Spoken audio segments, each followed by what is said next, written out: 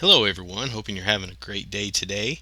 Um, Today, we're going to talk a little bit about floating shelves.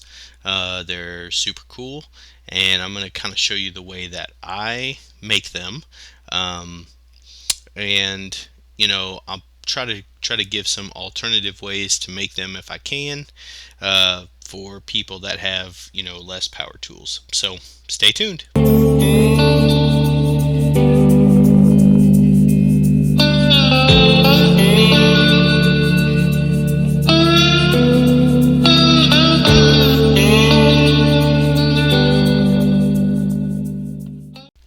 So, as far as materials go, I'm just using regular 1 by stock.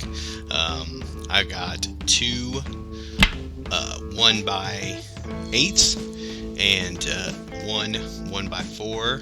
All of them are 8 foot long.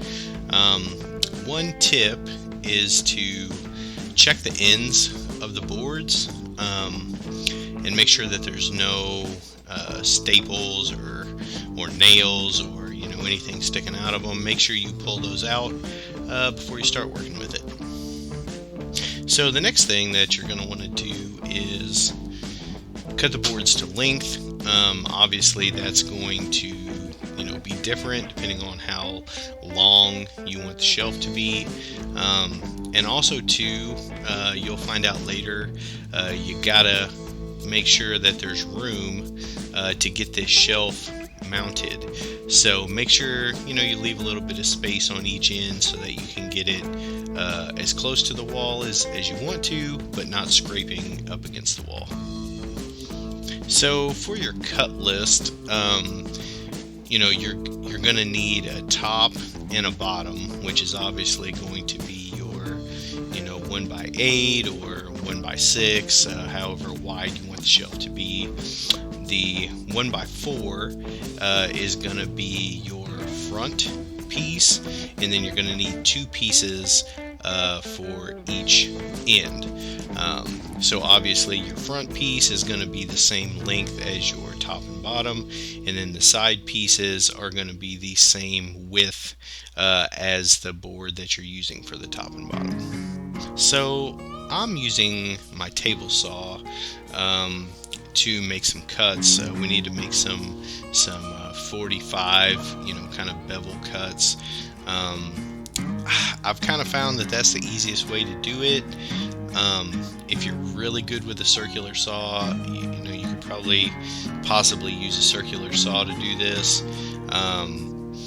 There's other ways to make these, and I may try to make them in a different way in a different video, but for this video, for this shelf, this is the way I'm going to do it.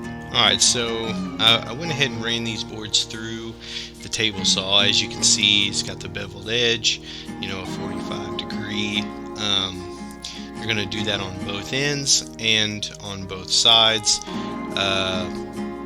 and that's just so that we can get it together, and it's going to give it a nice look. So the next step is going to be to glue these up. I use tape to kind of hold it together, kind of let the glue set.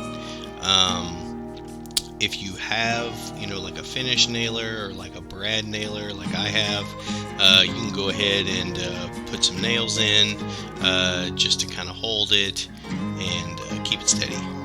So as you can see here, you're going to end up basically with a box, and that's going to be the shelf. Like I said, there's probably some other ways that you can make it, maybe with a router, where you can kind of route out, a groove or a rabbet, maybe in there.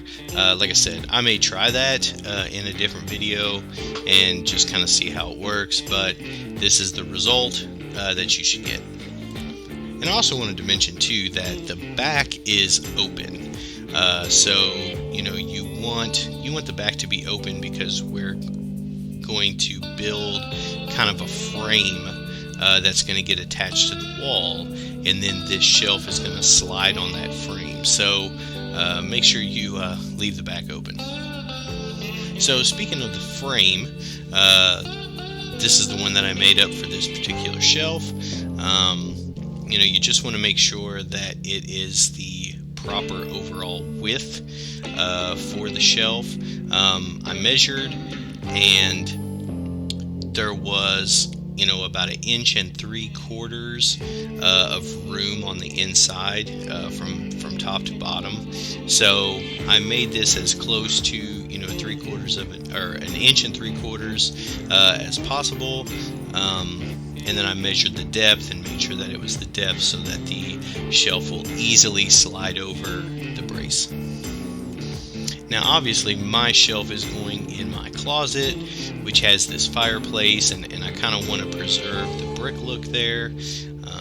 So for my situation, I drilled some pilot holes in the brace itself, and I'm using a masonry bit here to go ahead and drill the holes out so I can get this attached to the brick. If you're using wood, or if you have wood studs, it's a little bit easier. Just find the studs and you can attach it to as many studs as you possibly can to give it that extra support. Also want to mention real quick, as you can see, the face, or the very front board of the brace is not put on. I did not put it on yet because it makes it so much easier to get your drill in there and to drill the holes. And then once you're done with that, then you can get that front piece on. So as you can see here, you know, I used Tapcon screws just because I was going into masonry to get that attached. Once again, if you're just going onto a regular wall with wood studs, you know, you can use your regular wood screws for that. Another thing to mention too, make sure it's level. Get a level on there, and make sure that everything is level as you're screwing it into the wall.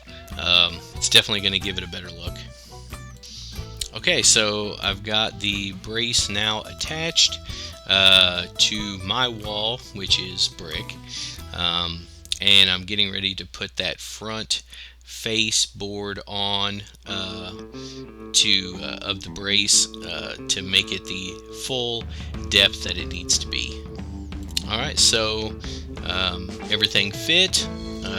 Just go ahead and slide that shelf right on the brace, and there you go, and there's your floating shelf. So now the only thing left to do is to, you know, stain it, or, you know, paint it, whatever you want to do. I stained mine, and I really like the look of it. So that's kind of the finished product, you know, on that. I know we went through these steps pretty quickly, but it's a pretty easy project. It doesn't require a lot of tools. And so I'm going to be making some more of these for this closet. So like I said, I'm going to try to maybe make them in some different ways, and I'll go ahead and get that, you know, in a video, so it might be easier for some folks to do. But that's a wrap for this. So please subscribe to the channel, hit that notification bell so you'll see when I'm putting out new videos. If you have any questions or anything, leave a comment below, and I will get to them as soon as I can. Thanks.